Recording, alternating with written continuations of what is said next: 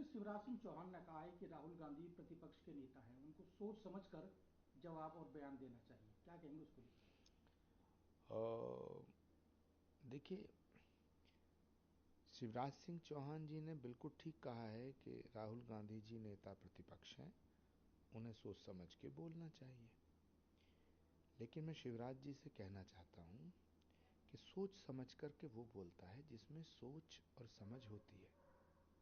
जिसमें समझ होगी वो सोच के बोलेगा, जिसमें सोच होगी, जिसकी कोई सोच होगी, वो समझदारी की बात करेगा। अब जिसमें ना सोच है ना समझ, वो कैसे सोच समझ के बोलेगा? राहुल गांधी जी को एक आदत पड़ गई है, गंदी आदत, बुरी आदत,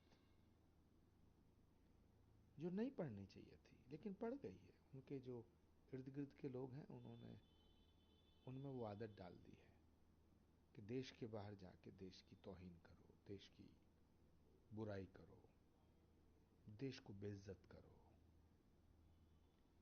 दुनिया में कोई ऐसा नेता नहीं है जो घर के बाहर जाकर अपने घर का फजीता करता हो।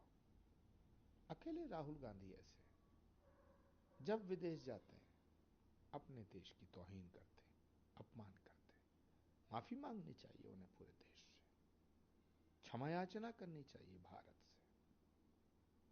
गुरु जी, कांग्रेस के कुछ नेताओं ने कहा है कि अगर मोदी जी विदेश जाते हैं तो उनका जय जयकार की जाती है, राहुल गांधी विदेश जाते हैं तो उनकी बदनामी की जाती है। ये कर्मों के फल हैं, कांग्रेस पार्टी के पुराने पाप हैं जो कांग्रेस को भुगतने पड़ेंगे। अब उन पापों के फलों के भुगतने का समय आ गया है। मेरा पक्का यकीन है कि राहुल गांधी जी कांग्रेसियों का इलाज कर देंगे, पूरी कांग्रेस का इलाज कर देंगे। वो जो गठबंधन की बात करते हैं, इस बार हरियाणा में आम आदमी पार्टी और कांग्रेस का गठबंधन दिख नहीं रहा है। 2 दिन समय कुल रह गया है पेपर नॉमिनेशन करने का, लेकिन अभी तक कोई फाइनल नहीं हुआ। आम आदमी पार्टी ने अपने उम्मीदवार उतार दिए हैं और अब भी कह रहे हैं कांग्रेस की उम्मीद है कि गठबंधन हो सकता है। कांग्रेस की हालत पे मुझे दया आती है।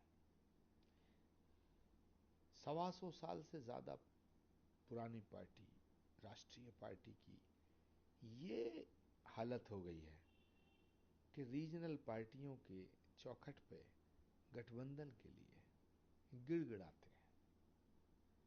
अभी भी किसी कांग्रेस के नेता की ये हिम्मत नहीं है कि वो डंके की चोट पे ये बोल दे कि हम गठबंधन नहीं करेंगे।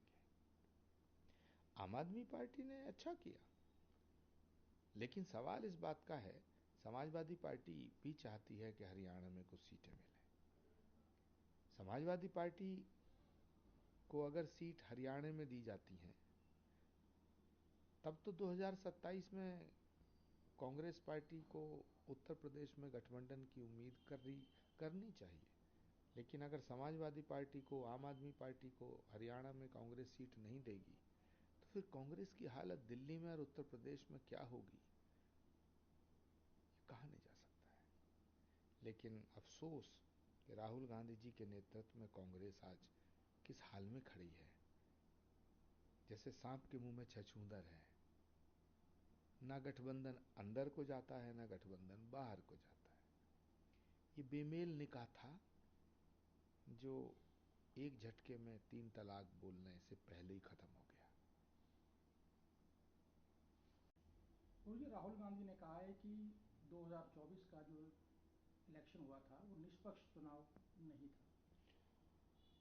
देखिए, राहुल गांधी जी ने अमेरिका में कहा है कि लोकसभा का चुनाव निष्पक्ष नहीं था। इसका मतलब है कि चुनाव में बेईमानी हुई, तो उन्होंने एक तो भारत की तौहीन की है।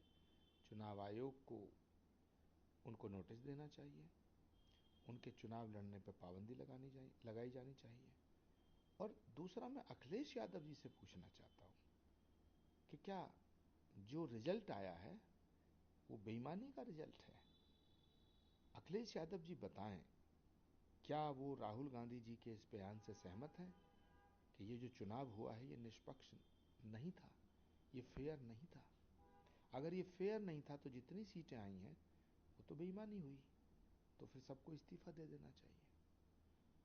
राहुल गांधी 2 जगह से चुनाव लड़े, दोनों जगह से जीते, अब निष्पक्ष चुनाव की बात कर रहे हैं। अगर चुनाव निष्पक्ष नहीं था तो फिर राहुल गांधी जी को रायबरेली से और वायनाड दोनों से इस्तीफा दे देना चाहिए।